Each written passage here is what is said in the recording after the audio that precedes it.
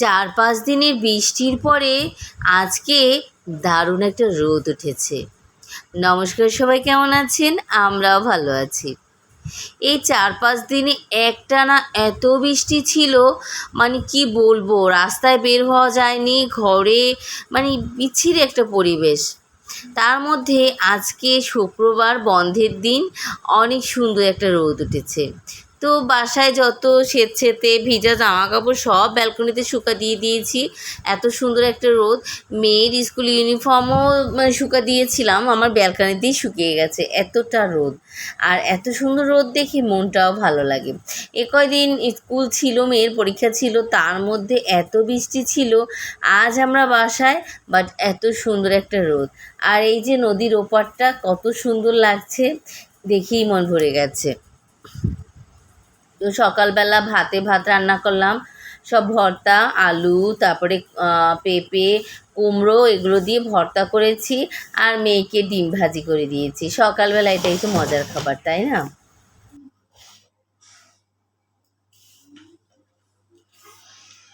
সমস্ত কাজ কমপ্লিট করলাম।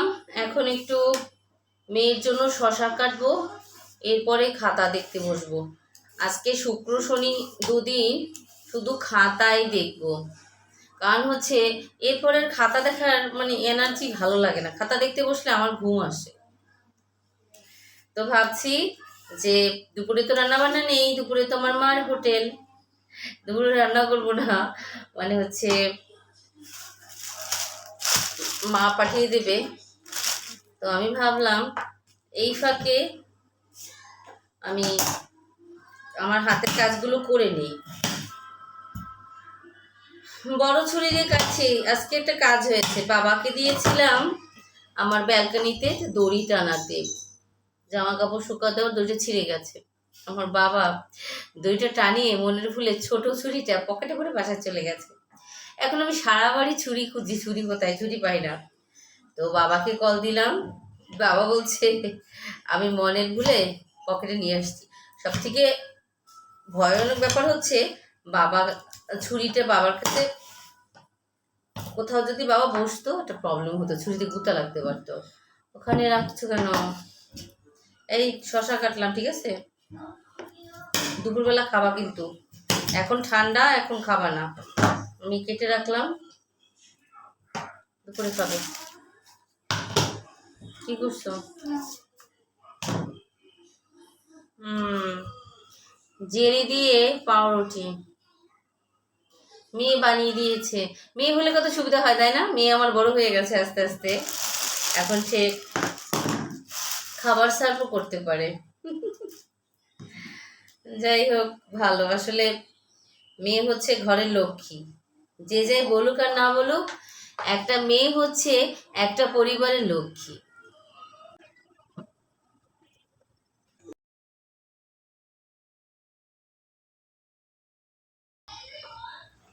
একটু কাজ ছেড়ে খাতা দেখতে বসেছিলাম।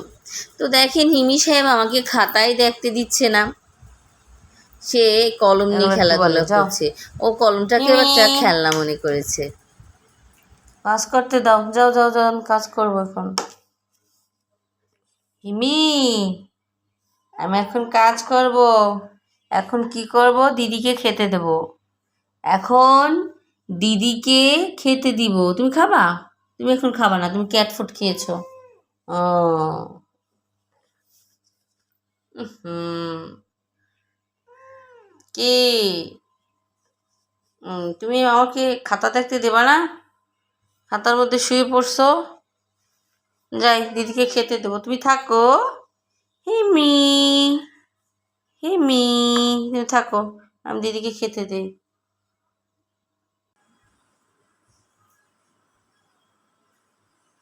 তো বিকেলের পর থেকে এতটা মাথা ব্যথা করছে, কি বলবো, আর প্রচুর মাথা ব্যথা করছে।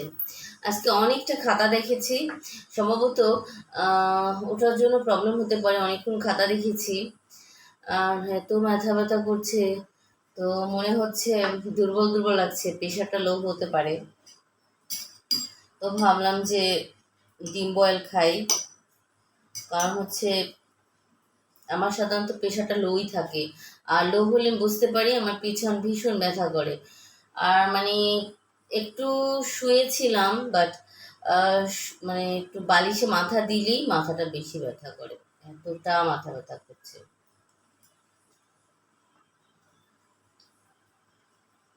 তো বাসায় হাঁসের ডিম নেই, মুরগির ডিম।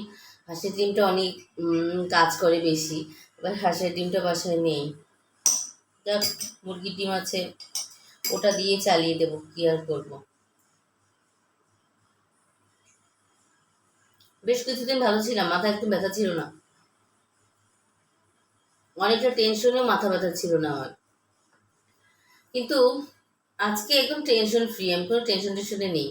বাট সকালের পর থেকে মাথাটা এত এত ব্যথা করছিল, দুপুরে পরে সেটা আরো বেশি মানে মনে হচ্ছিল। একটু শুয়েছিলাম, একদম মানে শুতে পারিনি, মনে হচ্ছিল মাথা ব্যথাটা বেশি করে বেড়ে যাচ্ছে। তারপরে উঠে বসেছিলাম, আর একটু বাসায় কাজ করালাম, আর ওর সঙ্গে থাকতে হয়েছিল। এর জন্য মানে কি বলবো, এখন একটু ফ্রি হয়ে বসে ডিম খাচ্ছি।